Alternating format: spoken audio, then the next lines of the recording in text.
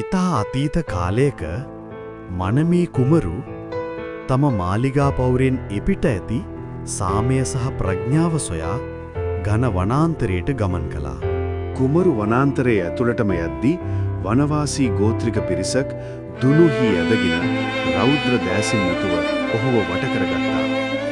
ඒ ගෝත්‍රිකයන් අතරින් වැඩි කුමරිය මතු වූ අතර ඇගේ සංසුම් බැල්මෙන් එහි තිබූ නොසන්සුන්තාවය මැකී ගොස් සියලු හදවත් මෘදු වුණා. දින සති බවට හැරෙද්දී කුමරු සහ කුමරිය රහස් කොඳුරන ගස් අතරත් වනයේ කීහඬ අතරත් ප්‍රේමයෙන් බැඳුණා. අවසානයේදී මනමේ කුමරු තම වනගත මනාලියව රාජධානියට කැඳවාගෙන ආවේ ආදරය තුලින් ලෝක දෙකක් යාවේ යයි සිතාගෙනයි. නමුත් වනගත කුමරියගේ රූසපුව පිළිබඳ රාජ සභාවේ කසුකුසුව සහ වර්ණනාව කුමරුගේ සිතේ සැකමතු කළ අතර සෙමින් මාන්නය සහ ඊර්ෂ්‍යාව ඔහුගේ ආදරය අඳුරු කරන්නට වුණා.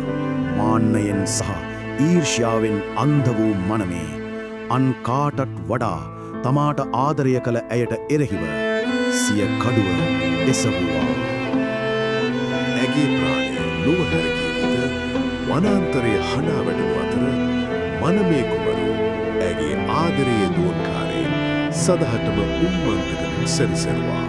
එලෙසින් මනමේ සහ වැඩි කුමරියගේ කතාව අදටත් ජීවත් වෙනවා. වරක් උදකල ආදරය කිසිදා මැකී නොයන සෙවණැල්ලක් ඉතිරි කරන බවට සදාකාලික මතක් කිරීමක් ලෙස මනමේ සහ වැඩි කුමරියගේ ආදරය අදටත් පවතිනවා.